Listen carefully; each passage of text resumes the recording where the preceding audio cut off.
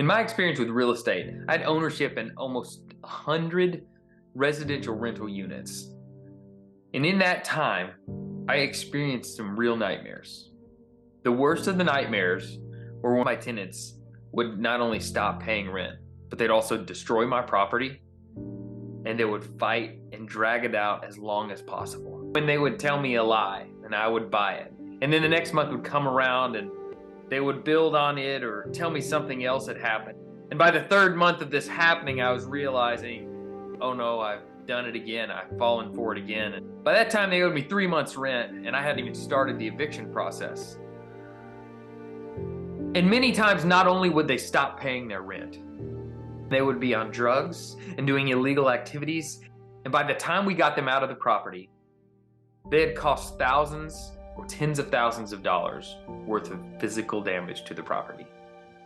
Not only were they causing damage to the property, but they were certainly taking peace from my life, joy from my life.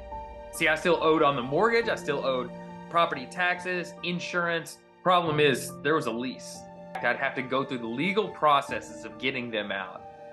These were really difficult times because I wasn't in control of my property. I leased the property to the wrong person, and it costs me greatly. Guys, we let the enemy in. He gains ground. He might gain it in here. He might gain it in here. He might gain ground on our phone. He might gain ground in our bathroom, in our bedroom. He might gain it in our car. But it's like once we let him in, it's so difficult to get him out. Once we've given him permission once, then he's there.